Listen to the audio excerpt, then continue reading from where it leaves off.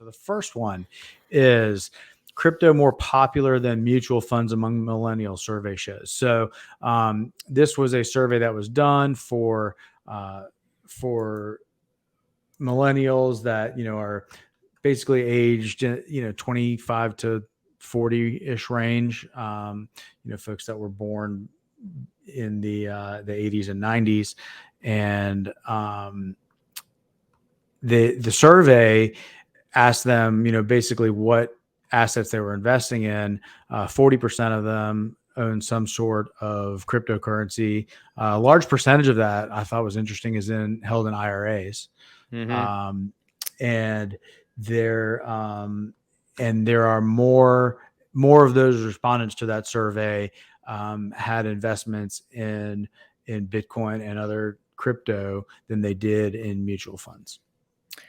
Yeah, and I think part of this, first of all, I thought the most interesting thing in that article was the fact that so many of them held it in an IRA.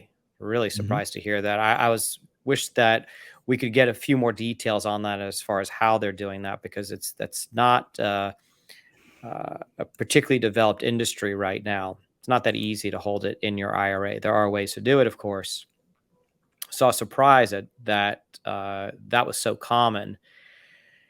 The other part of that is I think it ties into that first question, which is that, can is it going to go to zero, and can the government stop it? And if you've got 40% of the people between the ages of, I think it's like 26 and 41, same thing. Basically, if you're born in the 80s or 90s, you're a millennial. 40% of that group owning it already, and it's only going to increase because the adoption for crypto only goes in one direction. Until we see it going in a different direction, we're going to assume it only goes in one direction. Sure. And you're going to these are people that can be running the world in just a few years. I mean, already if you're 40 plus, you're going to have a significant, you've moved up from your starter job. Mm-hmm. And so, everyone gets older. People get old and move on. I mean, they retire, they pass away, but the future is with the youth. And considering that the millennials are 40% already have it, and a number already have it in IRA, I think it gets exponentially more difficult to remove that from society and from the public consciousness. And absolutely. I thought this was really interesting data, really kind of fascinating data that I did not expect. And I agree about the IRA. And I would imagine that most of those IRA holders are either they're holding, something like Grayscale in their IRA, or they've opened up some sort of crypto IRA with some of these specialized providers.